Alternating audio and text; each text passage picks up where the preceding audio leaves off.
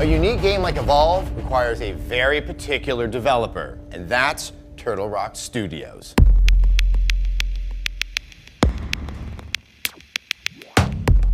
Their iterative process of development to figure out exactly what the alchemy is to have a fun asymmetric experience starts off with an air of mystery, and only through trying and playing their own games do they figure out how they really evolve.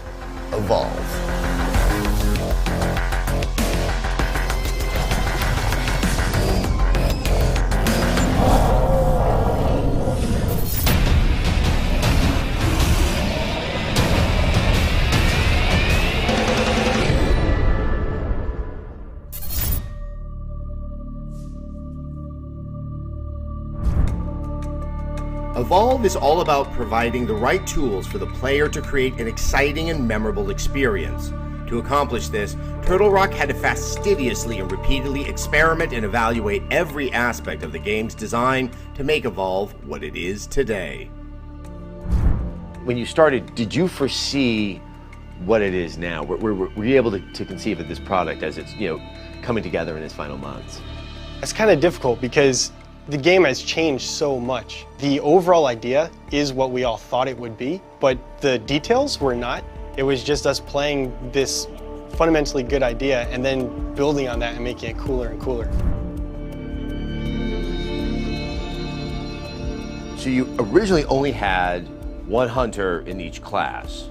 Obviously, time goes on, you're going to have multiple versions of hunters within each class. It's really cool to have that level of variety, but that does start to present balancing issues, how you started to make them very distinct from one another, but also so they could all play really well together.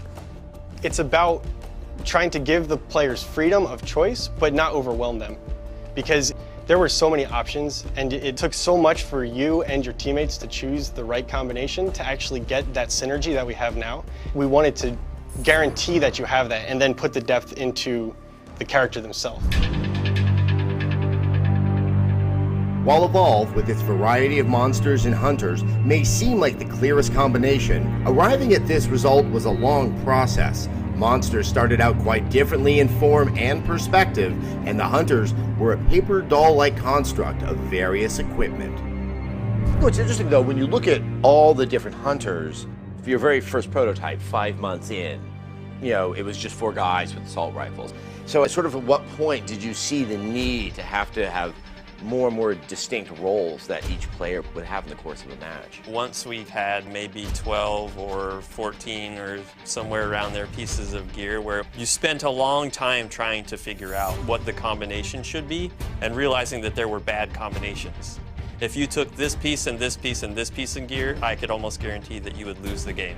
It's really bad, right? If the team can lose before the game's even started, and we need to make sure they can't make that decision. So that led to classes. You need to design your game in such a way that you're encouraging people to play the game the way it's intended to be played.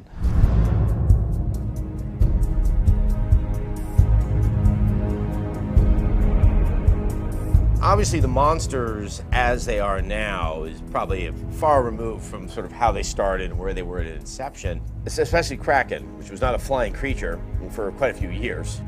So Kraken used to be able to just glide. And you could glide really far, but you had to find really tall stuff to jump off of. And what we discovered over time is that having inherent advantages like fighting in a cave for Goliath was fun and interesting. Having your navigation taken away from you because there's no tall objects nearby, that just wasn't fun. So that's when we gave him the inherent ability to get off the ground through his own power. And then Goliath, I think you can see, obviously the precedence of, King Kong and other, it's a little bit more familiar, but what was kind of the journey of taking that core and then making him into something unique and distinct as he is in the game? Goliath was a long time coming. Yeah, I think we did like 6 versions of him or something, and I think 4 of them were playable in the game. So he was the guinea pig. Yeah, he was the first one.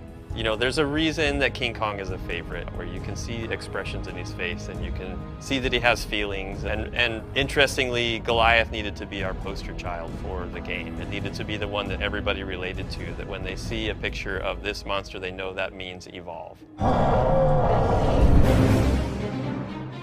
So let's talk about a few examples of things that were significantly altered during the course of development. I think one of the key ones, because it's still amazing for me to even conceive of it, is that originally the monster was played from the first-person perspective. Yeah. And it sounds like that's something that you guys wrestled with for a while before realizing that that just can't work. Yeah, it was one of those things where we'd always just envisioned the game. All we've ever built as Turtle Rock Studios is first-person shooters, so we just always assumed that the monster would be first-person. Why would it not? That's what we do. And so, yeah, the monster had claws as first-person, and you'd see like their first version of Goliath was actually called Scorpion, and it was more like a giant crab. And so we had like you had these big claws on the side of the screen, and Which looked kind of dopey. And they looked pretty bad. There's a lot of problems with that. One, it felt like you were a guy in a suit. You didn't feel like you were a monster. It felt like you had these monster gloves on. We could have sold those or something later, right? Like monster gloves for Halloween. Then the other thing was we had traps and mines that you're stepping on, and there's all this awareness. You're surrounded by hunters a lot of times, and so being first person, you're blind to a lot of that. You can't see. You get a harpoon in the back, and suddenly you can't move, and you have no clue why. Right, and so we would have text that would show up on the screen that says, "You have been harpooned," and that's the best that we could do. And so we had all these problems, and we were wrestling with those problems for a long time. And a couple of the guys on the team took it upon themselves to experiment with making a third-person camera and just seeing what did that feel like. And that wound up being, was controversial across the whole studio, right? Some people were very adamant first-person shooter players and felt like third-person shooters are a completely different genre. And it's just one of those things where we had to just remind everybody to be open-minded about it, and let's put it in the game and try it.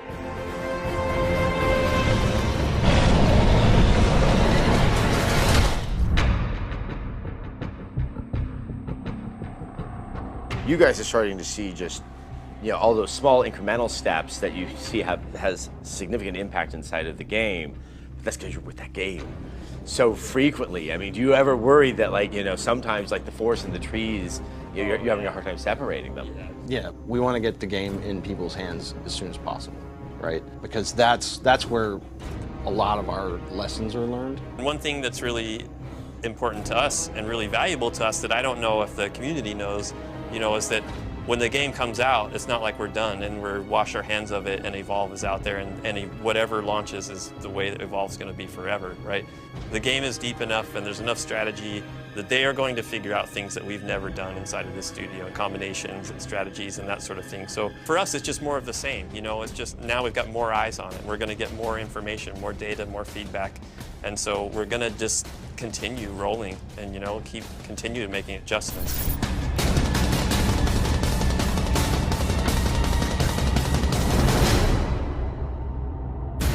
What was the concept of the hunters? What was the core thing that was essential to sort of fleshing them out? Giving them the tools that they needed to actually take down this massive monster and how to actually fight this monster who was not developed and designed completely already. So it's like a difficult problem to solve when you don't know how to fight this thing that isn't built.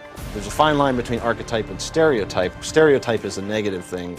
Archetype is sort of a celebration. We like having characters that you can kind of fall in love with and get to know. Let's catch that beast!